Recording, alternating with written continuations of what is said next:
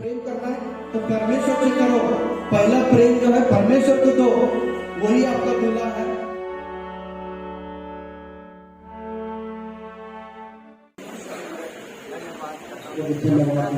समय में आपके पवित्र स्वीकार करना लेकर मैं दुआ मांगता परमेश्वर और धन्य भी कहता परमेश्वर, आपने इसके योग्य मुझे समझा परमेश्वर, अपने स्थान पर खड़ा किया परमेश्वर। इस समय में आपके पवित्र नाम लेकर यहाँ पर खड़ा हूँ। हर एक वचन जो मेरे मुख के द्वारा निकलेगा तेरे नाम से होगा, तेरी ओर से होगा। और जो जितने भाई बहन मेरे सामने जो बैठे हैं, सबके जीवन में, सबके हृदय तक पहुंच सके, यीशु के नाम में प्रार्थना करता हूँ, आमीन। और हम दूसरा प्रार्थना करते हैं, अपने बालों को उठाकर खड़े हो सकते हैं। ये हमारा प्रेम पत्र है, पिता का जो दिया हुआ, हमारा दूल्हा का दिया हुआ हमारा प्रेम पत्र है।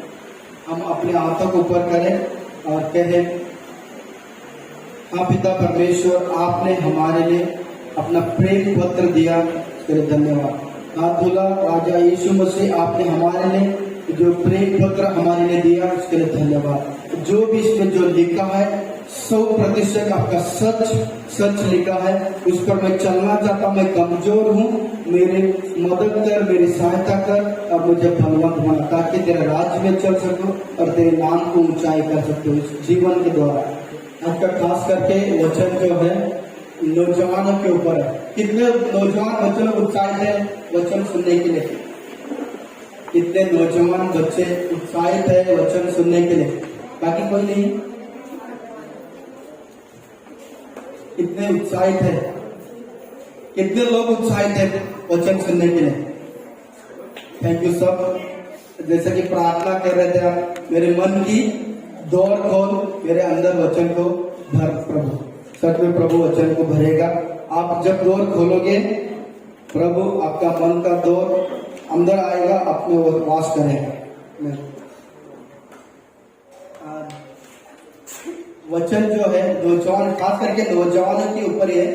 कई नौजवानों का सोच जो होता है, मुझे क्या बोलते ना, प्रभु में आने के बाद वो मजा नहीं आ रहा है, बोलते ना वो आजादी नहीं है, वो बोलते ना कुछ वो अलग से फीलिंग लग रहा है। मैं यहाँ पर एक जेल में जैसा हूँ, जेल में हूँ ऐसा लगता है, क्योंकि दुनिया के लोग मौज मस्ती कर रहे हैं, हम यहाँ पर बैठे दूसरे की कहानी को सुन रहे हैं, चुप चुप के कुछ अलग सा मजा उठा रहे हैं। उसके बाद हम कहते हैं कि काश मेरे जीवन में भी ऐसा होता। कहीं ना कहीं जगह से हम क्या करते हैं, प्रभु को थोड़ा सा दूर रखकर हम भी मौज मस्ती करने के खोज में लग जाते हैं। हो सकता है कोई व्यक्ति जा रहा है, उस पीछे मैं भी टहलने लग गया। तो वैसा हमारे जीवन में होने लगता है, खास करके नौजवान लोगों के लिए बता रहा हूँ। उसके अंदर जो कोई, हम सब नौजवान ही है सचमुच में, हर एक के लिए भी ये वचन है। और कई के बाद ऐसा होने लगता है कि माँ बाप की बातों को भी उड़ाने लग जाते हैं। माँ बाप बोलते हैं कि बच्चा तो उधर मत जा, उधर जाएगा ना वो दोस्त लोग सही नहीं है, उनके साथ में मिलेगा जुलेगा, हो सकता है तू भी खराब हो जाए। माँ बाप का उनको रोकना, माँ बाप का उनको टोकना उनको बुरा लगता है। और फिर बाद में क्या करते हैं, माँ बाप लोग सुनते हैं, पास्टर लोगों को आके बोलते हैं, पास्टर जाके समझाता है। उस समय के लिए बच्चे लोग मुंडी हिलाते हैं, अच्छा बोलो बोलो पास्टर बोलो, सुन रहा हूँ। 4 दिन चलने लगते हैं और 5वें दिन अपनी मनमानी करने लगते हैं। तो मैं आप लोगों से कहूंगा, मनमानी कर सकते हैं आप, वचन के द्वारा बता रहा हूँ, आप मनमानी कर सकते हो। जैसे एक शेर याद आया मुझे, बोलते ना शेर जंगल में घूमने वाला शेर को पकड़कर हम पिंजरे में डाला और उसको खाना पीना सब कुछ दे रहे हैं, और बाद में कई दिन के बाद उसको छोड़ेगा तो वो बाहर जाकर शिकार करना भूल जाएगा। क्या शिकार करना वो भूल जाएगा। हम माँ बाप लोग भी पिंजरे में बांध कर नहीं रख सकते हम बच्चों को, उनको आजाद छोड़ना है, उनको शिकार करने के लिए छोड़ना है। शिकार करना मतलब काम धंधे पे फोकस करने के लिए छोड़ना है। जैसे उनको आजाद छोड़ना है, उसके बाद में जब उनको फटका लगेगा, दुख से मालूम पड़ेगा, उनके बाद में उनको सही दिशा के ऊपर चलने में उनको क्या होता है ना, अंदर से तकलीफ होने लग जाता, तो सही दिशा पकड़कर चल सकते। हम उनको पिंजरे में बांधकर नहीं रख सकते। जैसे कि सबोपदेशक वचन 11 का जो 9 कह रहा है, नौजवान बच्चों के लिए कई नौजवान बच्चों लोग बोल रहे हैं अरे हमारे लिए वचन कृष्णा भाई ने लेकर आया, हम आजाद हो सकते हैं। वचन को पढ़ेंगे, उसके बाद में उसमें चलने की कोशिश भी करेंगे। आमेन आमेन। सबोपदेशक 11:9 कोई मेरे लिए मदद करेगा पढ़कर?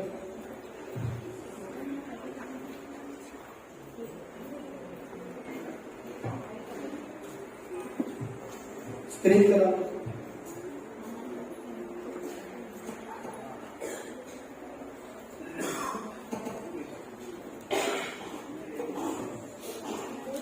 हे जवान, अपनी जवानी में आनंद कर और अपनी जवानी के दिनों में मगन रहे। अपनी मनमानी कर और अपनी आंखों की दृष्टि के अनुसार चल, परंतु यह जान रख कि इन सब बातों के विषय परमेश्वर तेरा न्याय करेगा। फिर से एक बार दोहराऊंगा मैं। हे जवान, अपनी जवानी में आनंद कर और अपनी जवानी के दिनों में मगन रहे। अपनी मनमानी कर और अपनी आंखों की दृष्टि के अनुसार चल, परंतु क्या बोल रहा है यहाँ पर वचन?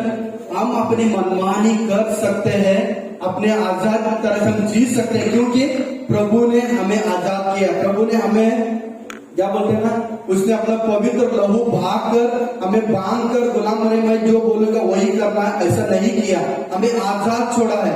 गलातियों की पुस्तक 5:1 में लिखा है कि हम आजाद लोग हैं, हमें स्वतंत्र आजादी दिया कि आजाद तरह से हमें जीने के लिए हम आजाद है। लेकिन आजादी किसके अंदर जीना चाहिए? प्रभु परमेश्वर के दायरे में आजादी से हम जी सकते हैं। भारी तरह से हम चाहेंगे, उसका बड़ा क्या बोलते हैं, प्रतिफल भी मिलेगा। प्रतिफल मतलब दंडा मिलेगा, छड़ी मिलेगा, जो वही वचन में कहता है कि गलातियों 5:1 में, इसके अंदर नहीं है। हम स्वतंत्र हैं, लेकिन स्वतंत्रता के दायरे में जीने के लिए, स्वतंत्रता के भाग जाएंगे, वहां पर हमारे लिए छड़ी है, प्रभु रखा है हमारे लिए छड़ी। जैसा कि फिर से मैं आपके सामने लेकर आऊंगा सबोपदेशक 11:9, उसके अंदर लिखा है कि आगे दृष्टि के अनुसार चल, परंतु यह जान रख कि इन सब बातों के विषय परमेश्वर तेरा न्याय करेगा। हम चल सकते हैं, फिर सकते हैं, आजाद घूम सकते हैं, सब कुछ कर सकते हैं, लेकिन ये भी हमको ध्यान रखना है कि परमेश्वर आपका मेरा न्याय करेगा ही। इसका मतलब ये वचन क्या बता रहा है? परमेश्वर के वचन के विरोध जाओगे, आप पर दंड खुद ब खुद आ जाएगा, आपके ऊपर न्याय होगा, आप उस नरक के कुंड में जा गिरोगे। जो प्रभु को जो भाता है उसमें आप आनंद मना सकते हैं, मगन हो सकते हैं। जैसे कि कई लोग यहाँ पर बोल रहे थे कि मुझे प्रभु में ना यहाँ पर आकर प्रार्थना करने में मुझे मगन हो गया, मुझे मालूम नहीं पड़ा, मैं हवा में उड़ रहा हूँ। वो मगन की बातें कह रहा है। हो सकते सेवा के मगन में, प्रभु में मगन रहने के बारे में कह रहे, ना कि धरती की चीजों पर मगन रहने के। धरती की चीजों पर मगन करोगे, वो यहीं पर नाश आने वाला है, और हम भी उसके पीछे जाने से, प्रभु को छोड़कर जाने से हम दंडित हो जाएंगे, और हमारा जो वहां पर ससरा खड़ा है वो हमें चील फाड़ने के लिए, शहर की तरह। ओके, और एक वचन उसी को आगे मैं दोहराना चाहूंगा, सबोपदेशक 12:1 फिर से कोई पढ़ेगा?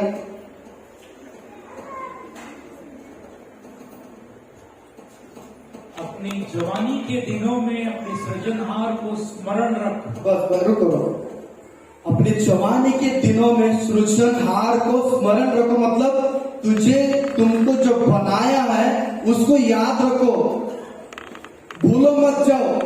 यहाँ कई लोग हैं हमारे बीच में, कई सारे बच्चे लोग हैं, बचपन से मसीह है, उनके माता पिता उनको बहुत सारे वचन पुराने नियम से लेकर नए नियम तक उनको पढ़ाया, सिखाया, सुन रहे हैं, फिर भी कई के बाद जब भूल जाते हैं, उनके लिए याद रख, तेरा सृजनहार जो है उसको याद रख, तुझे जो बनाया उसको याद रख। आगे, इससे पहले कि विपत्ति के दिन और वे वर्ष आए जिनमें तू कहे कि मेरा मन इनमें नहीं लगता। ऐसी विपत्ति आने वाले हैं, आ गए हैं। उस समय आप ये नहीं कहना कि मेरा मन नहीं लग रहा। हमने तो बचपन से वचन सुनते आए, ग्रहण भी किया, चला भी है। ऐसा समय आ गया कि हम दूर हो गए, लेकिन ऐसा विपत्ति आ गया, इन दिनों में हम देख रहे भी है, विपत्ति आ गया भी है ऑलरेडी। तो तब हम बोले मेरा मन नहीं कर रहा, मैं जाऊं कि नहीं जाऊं, वहां पर क्या बोलते ना, आराधना सभा में जाऊं कि नहीं जाऊं। पहला मेरा काम देखता हूं, पहला मेरा अपना घर परिवार को देखता हूं, उसके बाद में टाइम मिलेगा तो जाऊंगा। प्रभु कह रहा है कि तेरा सृजनहार मैं कह रहा हूं, ऐसा विपत्ति आएगा, उस समय में तू टाल नहीं जाना। तो हम कभी कभार टालने लगते हैं, प्रभु के कार्य के लिए हम टालने लगते हैं। हो सकता है हम क्या बोलते ना, या वर्शिप जब लीड होते हैं उस समय मुझे जाऊं कि नहीं, मैं नहीं जाएगा, मेरे अंदर कुछ बीमारियां हैं, मेरे अंदर कुछ कमजोरी है, मैं नहीं जाऊंगा। ऐसा समय आएगा, क्योंकि परमेश्वर का वचन कहते हैं हर समय तू विश्वास योग्य बना रहे और परमेश्वर में तू चल, क्योंकि वही परमेश्वर तुझे वो क्या बोलते ना, वो आशीष, वो फलवत्ता तुझे करेगा, वही तुझे देगा। उस पर फोकस लगाकर चलो। मैं इसके अंदर थोड़ा सा ऐड करना चाहूंगा, टिप्पणी लगाना चाहूंगा। कई लोग जो होते हैं कि हम जाते तो हैं प्रभु में, लेकिन वहां पर जाकर परमेश्वर की महिमा की हो जाए, पास्टर लोग खुश हो जाए, तो उनको दिखा कर करते हैं, ये गलत है। जैसे कि कुलिस्सियों की अध्याय बताता है कि कुलिस्सियों 3:23-24 बताता है कि थोड़ा सा इस पे लेके आओ। जो कुछ तुम करते हो तन मन से करो, ये समझकर कि मनुष्यों के लिए नहीं परंतु प्रभु के लिए करते हो। ये हमको सच में ध्यान रखना है कि हम प्रभु के लिए कर रहे हैं और प्रभु की तरफ ही अपने नजरें लगाकर रखेंगे, वहीं से ही हमको प्रतिफल मिलेगा, भलाई के प्रतिफल मिलेगा, ना कि हम दिखावटी नहीं करें। कई बार हम देखते हैं कि जो जिनको भी वो अधिकार दिया जाता है उनका फोन आता है, आपके लिए पास्टर ने बोला आ जाओ। नहीं, मैं नहीं आ सकता हूँ, मेरे लिए काम है, मेरे लिए कुछ ऐसा स्थिति आया है, वो आया है। जब पास्टर का फोन आ जाता है तो तब बोलेंगे मैं आता हूँ, लेकिन भेदभाव हो जाता है। लेकिन जिसको अधिकार दिया गया वो कॉल कर रहा है और वो सुनना चाहिए, क्योंकि परमेश्वर ने पास्टर को अधिकार दिया, आप सुन रहे हैं, और पास्टर ने जिसको अधिकार दिया उसका भी आपको सुने, क्योंकि हम देखते हैं कि पूरे रीति से अधिकार के ऊपर है परमेश्वर। देखो प्रभु यीशु ने कहा कि पत्नी के ऊपर पति अधिकार है, पति के ऊपर प्रभु यीशु अधिकार है और प्रभु यीशु पर परमेश्वर अधिकार है। अधिकार का ही मामला है, हम अधिकार का इस्तेमाल, जैसे गवर्नमेंट को भी परमेश्वर ने बनाया उसका भी हमको फॉलो करना है। इस पर हम नहीं जाएंगे, ज्यादातर हम इस वचन के ऊपर आएंगे। जब परमेश्वर के लिए आप आते हैं यहाँ पर, उसकी महिमा, उसकी बढ़ाई करने के लिए पूरे मन से, पूरे तन से होना चाहिए।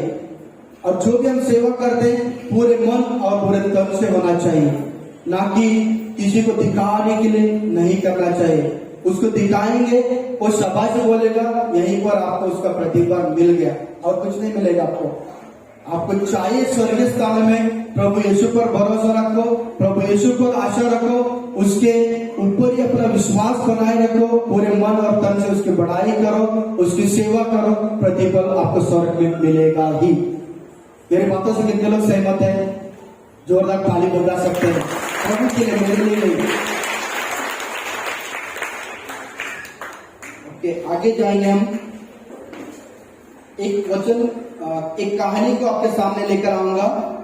एक नौजवान बचपन से लेकर नौजवान में हो गया और किस रीति से उसने अपने जीवन को जिया और किस रीति से उसने प्रभु की महिमा की और किस रीति से प्रभु का नाम ऊंचा किया। और प्रभु ने खुद बोला कि ये मेरा जो बेटा है ना, उसने ऐसा काम किया कि कोई नहीं किया, ऐसा काम किया, उससे मैं प्रसन्न हूँ, बहुत खुश हूँ। प्रभु परमेश्वर ने लिखा, हम वचन पढ़ेंगे। जब योशिया राज्य करने लगा तब वह 8 वर्ष का था और यरूशलेम में 31 वर्ष तक राज्य करता रहा।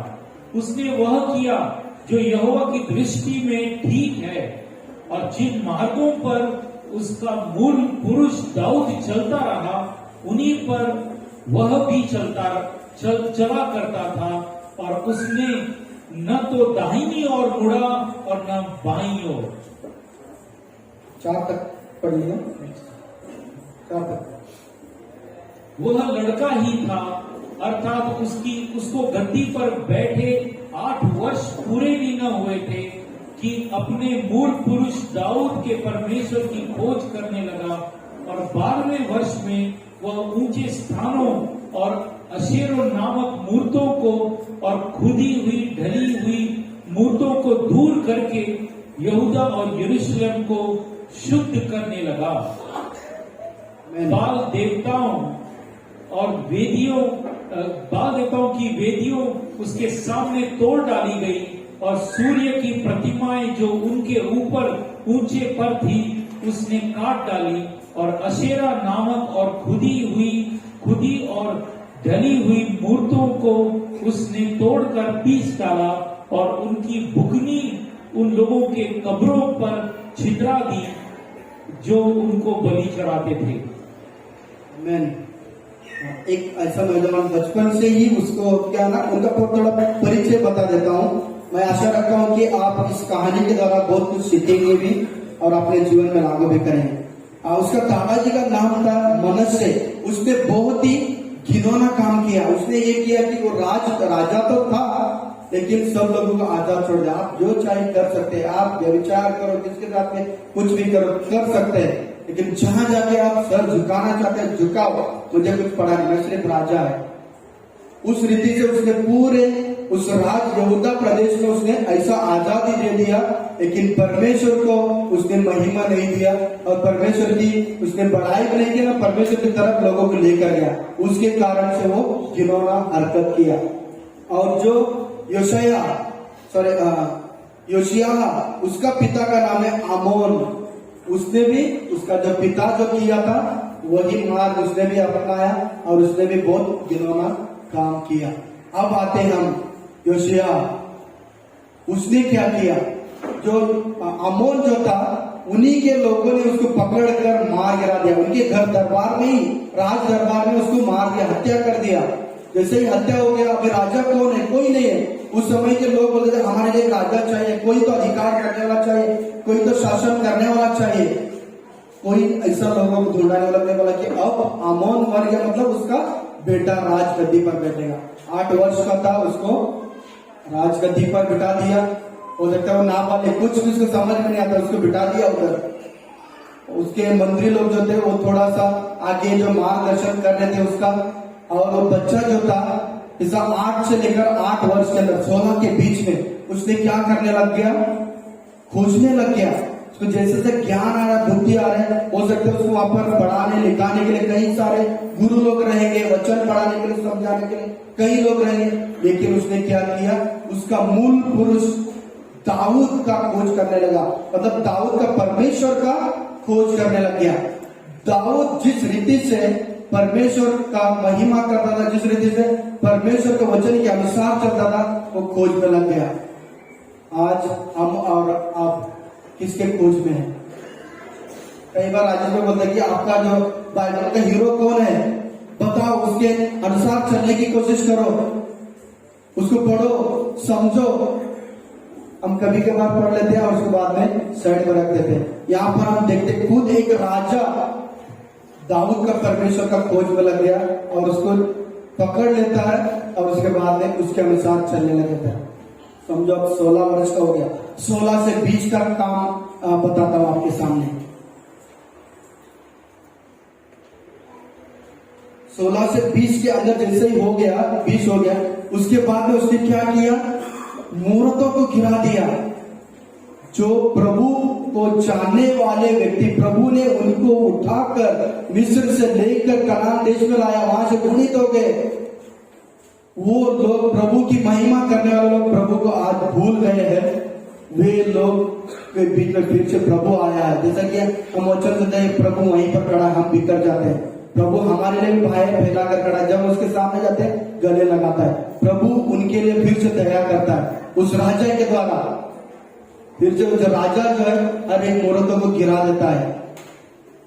फिर से कहता है कि वो परमेश्वर की हम महिमा करेंगे जो सच्चा है और पवित्र है और जीवित परमेश्वर है, उसकी हम महिमा करेंगे। सारे मूर्तों को, वो ये नहीं कहता कि मैं राजा हूं, चलो प्रजा को बिठाता हूं और ना इसको मूर्त को उड़ाना, इस मूर्त को उड़ाना, इसको उड़ाना, वो टाइम वेस्ट नहीं करता। बोलता कि इनको बोलने से सीधा मैं उड़ा देती हूँ कि मैं अधिकार का इस्तेमाल करना।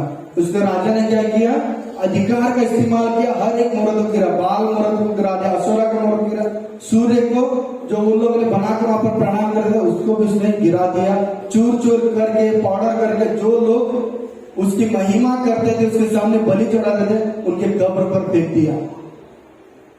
फिर से उसने क्या किया, और राजा ने परमेश्वर के करीब लेकर गया। आज और हमारे बीच में कौन सी मूर्त बनकर बैठा है? आज आप और हमारे बीच में कौन सी मूर्त बनकर बैठा है? तस्वीर को लाया जाए।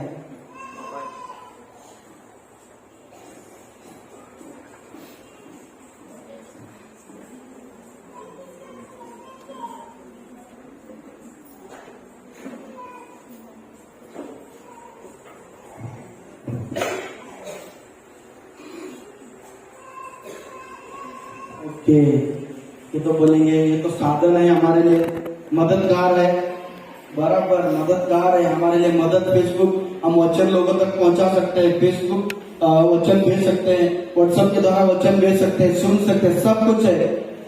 इंस्टाग्राम वचन भेज सकते हैं, ले सकते हैं, सब कुछ है। लेकिन सब स्थान, जो पहला स्थान जो जब ये ले लेता है तो तब क्या हो जाता है, मूर्त बन जाता है। मैंने वहां पर लिखा है, परमेश्वर का जगह जब भी लेता है वो मूर्त बन जाता है। जैसा यशायाह ने उस मूर्त को गिरा दिया, उधर इधर ताकता नहीं, सीधा तोड़कर गिरा दिया। हमें भी तोड़कर गिराने की जरूरत है। आप कहोगे ये हमारे लिए मददगार है, लेकिन कई लोग हमने देखा कि हमारे आजू बाजू में, नाम नहीं लूंगा, उसके अंदर ये सारी चीजों को हमने रोकने को मना किया तो रूठ जाते हैं, बातचीत नहीं करते हैं, और इवन ना क्या बोलते हैं, वो दोस्ती भी बनाए नहीं रखते, वो रिस्पेक्ट भी नहीं रहता है। कई बार हम इतना उसके अंदर डूब गए हैं, वो नहीं है तो हमको मजा नहीं लगता है, वो नहीं है तो मुझे कुछ क्या बोला, असंतुष्टि लग रहा है मेरे अंदर। वो है जॉब में, ये है जॉब में, मुझे संतुष्ट लग रहा है। कभी कभार मैं भी इसके अंदर डूब कर निकला हूं, मैं भी वो गेम के अंदर डूब कर निकला हूं। नहीं है तो क्या लगता है, कुछ तो अधूरापन लग रहा है। जैसे कि हम पिछले हफ्ते में हमने सुना, प्रेम करना तो परमेश्वर से करो। जैसे मारुति भाई ने बताया, प्रेम करना है तो परमेश्वर से करो। पहला प्रेम जो है परमेश्वर को दो, वही आपका दूल्हा है, और आपको कहां लेकर जाएगा, ससुराल लेके जाएगा, मायके भी लेकर जाएगा। मायके भी हमारा वही है, ससुराल भी वही है हमारा, क्योंकि बनाने वाला भी वही है और दुल्हन बना के लेके जाने वाला भी वही है। उससे प्रेम करें, इसको पहला स्थान नहीं देते। हमारे चलाने के हमारे लिए मददगार है, हम उसको जितना चाहे उतना ही इस्तेमाल करें। जैसा कि यशायाह ने उनकी क्या किया, तोड़कर गिरा दिया।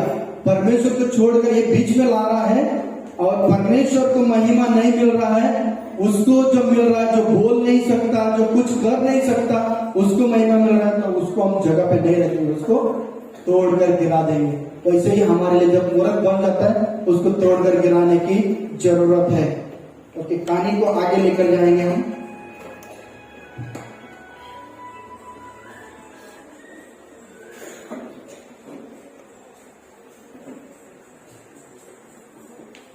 सिर्फ यही नहीं, उसके अंदर और भी आप ऐड कर सकते हैं। अपना बिजनेस, अपना परिवार, हम किसी को ज्यादातर परमेश्वर का जगह दे देते हैं, वो भी हमारे लिए मूर्ति पूजा बन जाता है।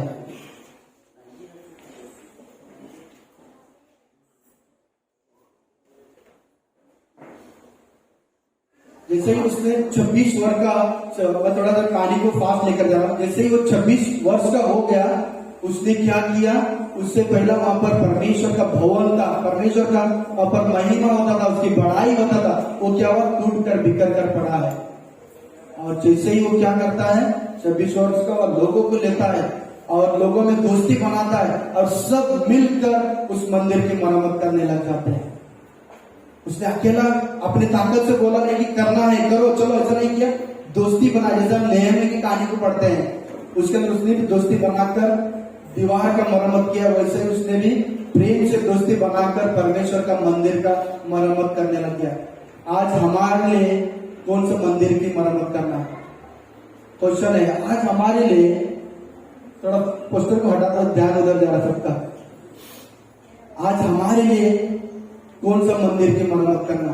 हो सकता है कोई विश्वासी भाई बहनों का मन थोड़ा सा उदास हो गया, वहां पर जाए, उनको उत्साह बढ़ाए, हम मरम्मत कर रहे। किसका? जैसे कि परमेश्वर का वचन कहता है कि मनुष्य का जो है क्या है, पवित्र आत्मा का मंदिर है, तो उसको आप चाह कर मरम्मत करें। उदास मन को आप दृढ़ बना रहे, मतलब आप उसकी मरम्मत कर रहे हो। जिस जगह पर वचन नहीं है, परमेश्वर नहीं है, वो क्या है? वहां पर बंजर जमीन हो, आखिर वहां पर मंदिर कुछ नहीं। वहां पर जाकर वो पवित्र आत्मा है, पवित्र आत्मा को वास करने की हम मददगार बन रहे हैं। जैसा कि मत्ती 5 में कहता है कि आप मेल मिलाप के काम करोगे तो उसका भी प्रतिफल आपको। हम मेल मिलाप कराए, परमेश्वर का आत्मा उनके अंदर वास करने के लिए हम मेल मिलाप भी करा सकते हैं। बहुत कुछ है, आप लोगों को मैं बार बार दोहराना नहीं चाहूंगा। आप लोग बहुत जानते हैं हमें क्या करना है, क्या नहीं करना है। अब जानते हैं, फिर भी हम जानकर अनजान होकर हमें नहीं रहना है। जैसे कि हम नए साल में प्रवेश कर चुके हैं, हमें अपने अंदर एक नई तरह से चलने के ऊपर पूरी आजादी से हमें कदम बढ़ाना चाहिए। जैसे कि हम पिछला हफ्ते में हमने वचन पढ़ा था कि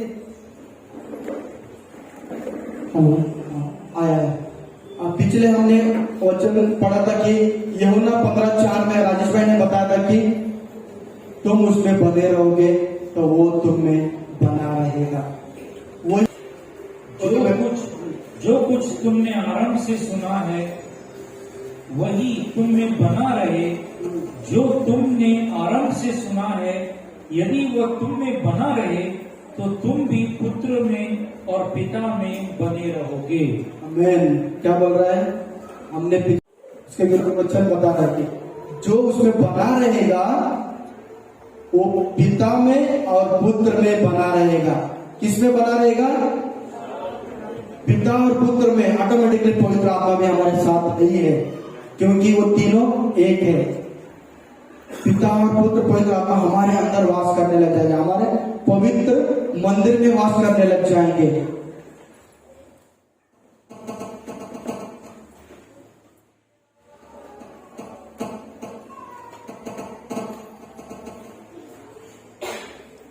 जैसे कि मैंने बताया कि हमें कौन से मंदिर की मरम्मत करना है।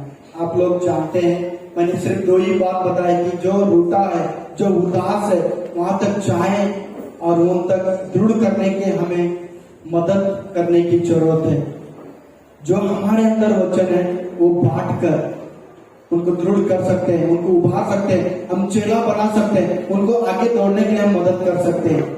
और जो लोग सामने व्यक्ति भी रहता है, उनके सामने जो कोई आता है मदद करने के लिए, उत्साह बढ़ाने के लिए, उनकी सुनो और उनमें आगे बढ़ने में आप पूरी रीति से कदम बढ़ाने में सफल रहो, ना कि वो पीछे सुनकर उसको पीछे रहने में ना नहीं रहो, उसमें आगे बढ़ने में रहो। सुनकर हम ज्यादातर देखते हैं कि कई लोग जो है ना, ये समझाने के बजाय जो बना बना बिगाड़ने के लिए जाते हैं।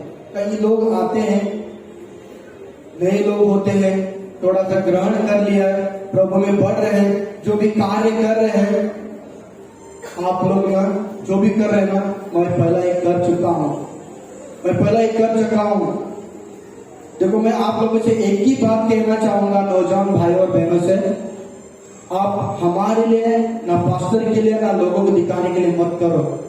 प्रभु से प्रतिफल पाने के लिए करोगे तो आपके जीवन में प्रतिफल प्रभु की ओर से मिलेगा। आप हमारी तरफ से अपेक्षा रखेंगे, कुछ आपको जरा सा भी नहीं मिलेगा। उस जगह के लिए आप, इस जगह के लिए आप दौड़ोगे तो यहाँ तक पहुंच ही नहीं पाओगे। प्रभु के लिए दौड़ोगे, इससे बड़े बड़े स्टेज पर आपको प्रभु लेकर जाएगा, हजारों के सामने खड़ा होकर आपको वचन बांटने के लिए, वर्शिप लीड करने के लिए, कुछ भविष्यवाणी के लिए आपको खड़ा करेगा परमेश्वर। जो भी करना है प्रभु के लिए करो, अपने मन और तन से प्रभु के लिए करो, क्योंकि आप जब मन और तन से करोगे प्रभु को जो भाता है प्रभु उन्हें ऊंचा खड़ा करता है और उनको आशीष देता है। जब आशीषवंत होता है तो वो बड़े बड़े काम करने लग जाता है, ना कि बिगाड़ने के काम करना है। यहाँ तक कि लोग बिगाड़ देते, जो बने बने बिगाड़ देते हैं कि लोग कहने लगते हैं कि ना अभी ना आएगा ना राजेश भाई आएगा ना आपको ये बोलेगा, ऐसा नहीं करने का, ऐसा नहीं करने का। मंजू दीदी आएगा ना इस पर डांटेगी, कृष्णा आएगा ना ये वाला बोलेगा। कोई भी आए डांटे, आपको उनसे डरना नहीं है, ना हमसे डरना है। हमको डरना किससे है? परमेश्वर से डरना। मुझसे डरोगे तो क्या है? मैं कौन हूं? मैं क्या बोलता ना, कुछ भी नहीं हूं, मैं कचरा हूं। जैसा कि पौलुस कहता कि मेरे पास जितना भी कुछ है, मैं कूड़ा, मैं समझता मैं कूड़ा में हूं, वैसे मैं भी एक कूड़ा हूं, मतलब मैं कचरा हूं। आप लोगों ने मुझे खड़ा किया है, उसके लिए मैं कुछ हूं। और मेरे भाई बहन मेरे से सुनेंगे, इसके लिए मैं आपको बता रहा हूं। सुनेंगे, उस पर चलेंगे, मुझे आशा भी है और विश्वास भी है। ओके, ये वचन यहीं पर समाप्त करूंगा। कुछ और एक स्टोरी को बताना चाहूंगा, तिमुथियुस की स्टोरी को बताना चाहूंगा। तिमुथियुस की स्टोरी जो है, पौलुस जो है हर समय उसको गाइड करने वाला, मतलब उसका तिमुथियुस जो है पौलुस का चेला होता है और वो इफिसुस में जाकर वहां पर कार्य कर रहा है। और वहां लोग, इतने लोग जमा हो गए कि वो लोग गलत शिक्षा में पड़ गए और पौलुस को उठाकर बंदीगृह में डाल दिया गया। रोम में वो बंदीगृह में है और उसको खबर लगता है कि इफिसुस में ऐसे लोग आए हैं, वहां पर ना झूठी शिक्षक लोग आए हैं। और जो मेरा चेला जो था तिमुथियुस, वो भी कहीं ना कहीं से थोड़ा सा बहक रहा है, उनकी बातों में आ रहा है। तो उसने क्या किया, उसको चिट्ठी लिखा, उसको कहा कि तू आजा, जेल में आजा, मेरे साथ में मिल कर रहे, मैं कुछ आपको सुनाना चाहता हूं, कुछ समझाना चाहता हूं, सुन। तो और जाके बाद में तो वहां पर अधिकार से खड़े होकर लोगों के सामने तो वचन बांट सके। और उस समय में ऐसा था कि ये वो इफिसुस में बार बार पौलुस को उठाकर लेकर जाना, जेल में डालना। उनको क्या लगा था कि ना इसको बार बार क्यों उठाया जाता है, इसको बार बार क्यों उठा के जेल में भेजते, हो सकता है इसके अंदर कमियां हैं, इसके अंदर कमियां, उस पर कई सारे कलंक लगे, कलम लगे, उसको बार बार उठा के डालते हैं। उससे दोस्ती को रखेगा, उसको क्या लगेगा, वो भी लज्जित समझता है अपने आप को, मतलब ऐसे व्यक्ति का दोस्त है तो ऐसा लज्जित। कई लोगों ने उसको तो जानकर उसको छोड़ भी दिया था, उसकी बातों को सुनने से इनकार भी कर दिया था। एक कौन था, तिमुथियुस जो था उसका चेला ही था। और पौलुस उसको फिर से याद दिला रहा है, तेरी माँ, तेरे नानी जो तुझे, उसका नानी का नाम लुइस, उसके माँ का नाम हम बाद में देखिए, थोड़ा सा मैं भी बिसर गया। तो जो तुझे तेरी माँ तेरी नानी ने जो पढ़ाया पुराने नियम से अब तक, तो उसको ध्यान रख। और जिस रीति से उनके बीच में पवित्र आत्मा काम कर रहा था, पवित्रता से वो लोग काम कर रहे थे, वैसा ही तू तेरे अंदर भी है, तू कर सकता है। तू लोगों को देखकर सुनकर बहक मत जा। वहां पर एक अधिकारी, एक व्यक्ति जो था सिकंदर नाम का, हो सकता है उसकी बातों में आ गया था। कई लोगों ने जाकर बोला रहेगा पौलुस को, उसने बोला कि उसकी बातों में ज्यादा मत घुस, तू यहाँ पर जेल में आ जा। और मैंने जो चिट्ठियां लिखी थी, मुझे फिर से कुछ दोहराना याद करना है, तो चिट्ठियां भी लेकर और मेरे लिए कंबल लेकर, क्योंकि मैं अंतिम समय में हो सकता है मैं जेल में मर जाऊं, क्योंकि उस समय में बहुत ठंडी का मौसम भी था। तो उसने क्या किया, उसको एक चिट्ठी लिखा। उसने आगे क्या किया, तिमुथियुस ने उसका पौलुस के बातों को सुना और अधिकार वहां से क्या किया, उसने सुनकर आकर अधिकार से वहां के झूठे लोगों से उसने लोगों को, कलीसिया के लोगों को हटाया और परमेश्वर में स्थिरता से आगे चलने के लिए, वचन के अनुसार चलने के लिए मददगार भी बना। कई के बाद पास्टर वो अगुवे आप लोगों के सामने बताते हैं, उसको सुनकर सिर्फ उसको उड़ा नहीं देना है। आप लोग बोल सकते हैं कि बार बार पास्टर, अधिकारी, आप अगुवे बोल रहे हैं, मैं नहीं बोलूंगा तो कौन बोलेगा, बाहर वाला के बोलेगा आपको, मैं नहीं बोलूंगा तो कौन बोलेगा, बाहर वाला के आपको बोलेंगे। इसलिए हमारा आपने हमें अधिकार दिया, हम आपको खुले मन से आपको बता रहे कि आप मेरे भाई और बहन हैं, आप समझेंगे, सुनेंगे, उस पर चलेंगे, क्योंकि आप भी मिलकर हम स्वर्गीय स्थान में हम मिलकर वहां पर मौज मस्ती कर सकते हैं स्वर्गीय स्थान में। जैसे कि परमेश्वर का भी इच्छा यही है कि मैंने बनाए हुए बच्चे मेरे स्वर्गीय स्थान में फिर से लौट कर आए। परमेश्वर का मर्जी है, इसलिए तो परमेश्वर ने यहाँ तक हमारे लिए हम पर अनुग्रह बनाए रखा, नहीं तो अब तक खत्म कर सकता। कई लोग आए, 2 निकल कर गया है प्रभु यीशु ने, 2000 में खत्म हो जाएगा। नहीं लगता है 2002 में खत्म हो जाएगा, नहीं लगता है, उस पर फिल्म बने, कुछ नहीं बना, लेकिन परमेश्वर का अनुग्रह है। प्रभु यीशु ने पहले ही बता कर गया था, मुझे नहीं मालूम, सिर्फ पिता को मालूम है। यहाँ पर लोगों ने, झूठे शिक्षक लोगों ने क्या किया, 2 दिखाया मतलब 2000 में खत्म होगा, 2002 में मतलब उसको ऐड भी करना चालू हो गया और उस पर पिक्चर भी बनाना चालू हो गया।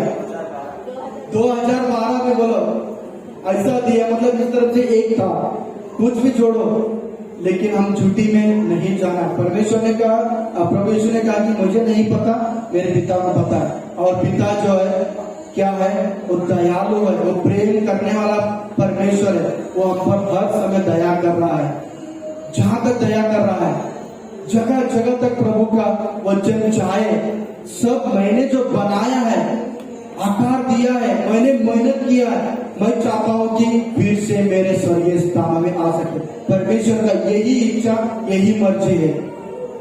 तो उसके लिए भी परमेश्वर समय पे समय दे रहा है। तो उसके लिए हमें भी क्या कर रहा है परमेश्वर, हमें कौन से मंदिर बनाने के लिए कह रहा है, जाओ जहां पर बीज नहीं गिरा है वहां पर बीज को डालो, उगाने का, खाद डालने का काम करो। उगाने का काम नहीं करना, खाद डालने का काम आप करो, उन्हें चेला बनाओ। हमें चेला बनाना है, जैसे कि पौलुस ने चेला बनाया, हमें भी चेला बना। प्रभु यीशु ने मत्ती 28 जगह कि चेला बनाओ, वचन सिखाओ। तो हमें चेला बनाना है, बनना भी है, बनाना है। ऐसा नहीं कि मैं चेला बना रहा मतलब मैं किसका चेला नहीं हूँ, ऐसा भी नहीं। चेला बनना है और चेला बनाना है।